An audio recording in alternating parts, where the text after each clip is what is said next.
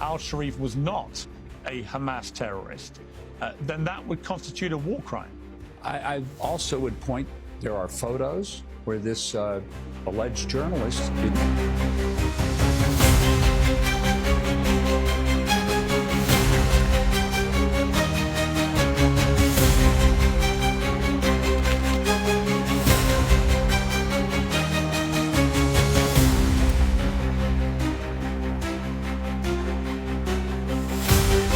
anyone who helps Hamas, who is sympathetic to them, who aids and abets them, I can understand they would be a target.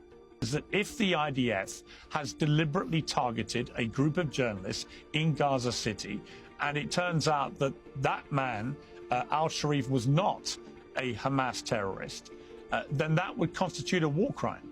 I also would point, there are photos where this alleged journalist is hugging the head of Hamas and smiling and yucking it up for the cameras.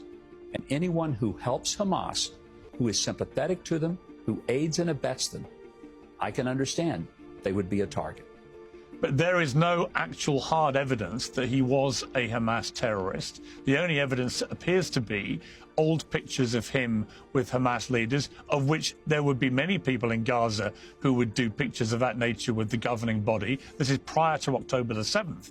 I think judging people as terrorists prior to October the 7th, when this was a government that was being financially supported by Israel, amongst others, to the tune of billions of dollars, is pretty disingenuous. And the reason this has inflamed tension so much, both in Gaza and around the world, is twofold, Ambassador. One is that, as you know, foreign journalists have been banned from entering Gaza for the last 2 years, since October the 7th. But secondly, if it turns out this guy was not actually a Hamas terrorist, then what has happened here is that a group of journalists have been targeted deliberately in a war crime.